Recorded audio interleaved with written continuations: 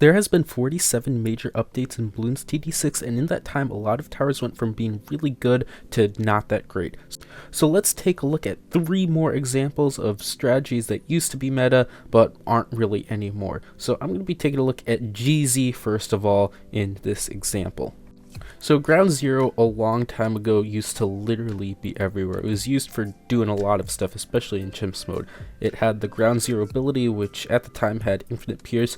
You throw it down and it takes out a whole bunch of stuff. Most particularly, it was known for taking out DDTs, but now you just never really see it, and for a pretty good reason. It's not really used. There's that whole new Zarbomba 1TC, and it got some interesting buff where the carpet bombs do a lot more damage, which I think is really nice addition, so maybe it will get a little bit more use, but I personally am still not the biggest fan of it, and I don't really think that warrants it to go back into the meta. But basically, a long time ago, it got a huge price nerf, like absolutely massive. I believe it went from 12k to 19k for the upgrade, which is just extremely crippling, and after that it just wasn't really worth it. On top of that, I don't really like the ability. It seems like it won't really take out a lot of stuff, especially in the late 90s when you get that health ramping up. It's really just going to take out some Moabs, and that's pretty much it. And DDTs it does pretty well against, but round 95 there's more DDTs than it can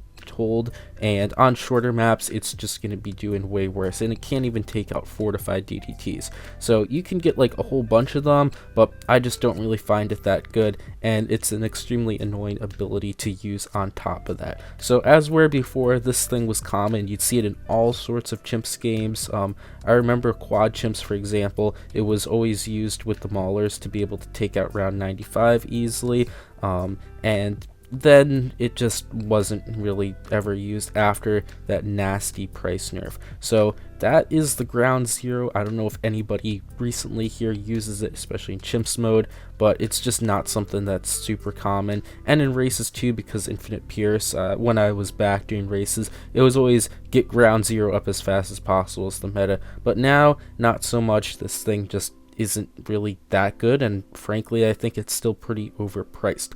So the next tower is going to be the Prince of Darkness and Icicle Impale, and this is an interesting example because this used to literally be everywhere in the meta, but it's still really strong, and particularly for the Prince of Darkness case, I think it's extremely underrated, because when I talk to people about Prince of Darkness, or when I see like somebody talk about it on Reddit, for example, they always are like, this tower is just not that good anymore, it leaks on the cleanup, it's not consistent, and I do not know what they're talking about, because whenever I use this thing it's literally insane and it does so much work.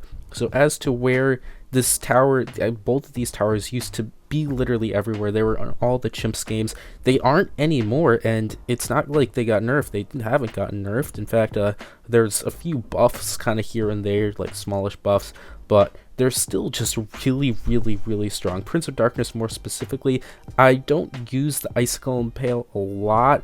It is pretty good, and it definitely has a lot of good use cases, but the Prince of Darkness is just insanely strong still, but you just rarely ever see it in today's meta and all. So the Icicle Impale also is a little bit different. It kind of just takes out DDTs really well. That's really what it does, but it also has a lot of other great uses, especially with more so ZOMGs and BFBs. It doesn't really have enough pierce and consistency to take out Moabs that well. It actually does deal like decent damage against them, but it's more so for slowing down DDTs for and foremost. It's just really good. Like DDTs won't be an issue, but it's also gonna have a lot of great help against ZOMGs and BFBs, and it can do a little bit of cleanup, but that's really what you aren't going to have it situated most against. As for using them together, that's not really something you would do. In fact, I'm only doing this as an example because I want to pair both of them together kind of as like one kind of category. I wouldn't recommend having an Icicle Impale and Pod together, because Pod is a DDT annihilator too. It's also really good against cleanup. Typically you'd want to have something with a heavy single target damage. So later on in this against round 100, because I'll need that, I'll get a Moab Eliminator. Pairing Pod with Moab Eliminator is really good. Icicle Impale, you might want to do like Icicle Impale with a heavy damage tower that isn't as good against DDTs. That's going to just be an amazing synergy. You can also use a Zeely, because the Zeely will rip apart the ZMGs. I wasn't really paying attention, because you can see I was hovering over the village whole time I was watching a video or something, but Prince of Darkness, without any abilities, any help from Azili with the Moab Hex, was literally just able to solo all of this until round 98. From there, we just grab an overclock on Prince of Darkness, and it just goes absolutely insane. The cleanup is unparalleled. We can use Azili's Hex too, and I'll grab that Moab Eliminator for 100. So yeah, just an extremely strong, or just two extremely strong towers that just are never seen anymore in the meta for whatever reason. I don't know why. Maybe you can tell me if you have a little more input if you've been using those guys. But we're going to be moving on to the next strategy, which is the Sniper Spam. Now, the Sniper Spam does have some new, more modern variants. You can do some cool stuff with Permabrew and Sniper Spam, but I'm going to be looking at like the old Sniper Spam back when Geraldo was around, and version 31.0 Sniper Spam, that one, the one that literally just beat everything. It was like there were people that only knew how to use this. In fact, I knew someone who got all black borders and couldn't beat a beginner, no, not beginner, like an intermediate map without anything but the Sniper Spam. So it was literally like the thing for a long time ago. So basically the whole point is that we get a elite sniper with the main Moab. We outbuff some of these guys. We have Geraldo. What I did frequently was get like a full auto just to help out and get that mid game through, but usually just get elite sniper before round 63, and then from there we'll get a bunch of snipers, alk buff all of them with 401 alks under like an MIB, and just use Geraldo's items to go crazy. In particular, it was the buffed variant of the Sharpstone, which would give these snipers +1 damage, which included for all of the bounces. So it would do +1 damage, and then the bouncing bolt would bounce around and do +1 damage, +1 damage, +1 damage, and it literally went insane. There were LCCs. I remember I did a run, I think it was 135,000 cash spare on Infernal, with the main DPS was literally just 2 bouncing bullets is all you needed, and then the genies and doing stuff, and just other Geraldo items were way more busted at the time. Now Geraldo is fallen off a lot, to be honest.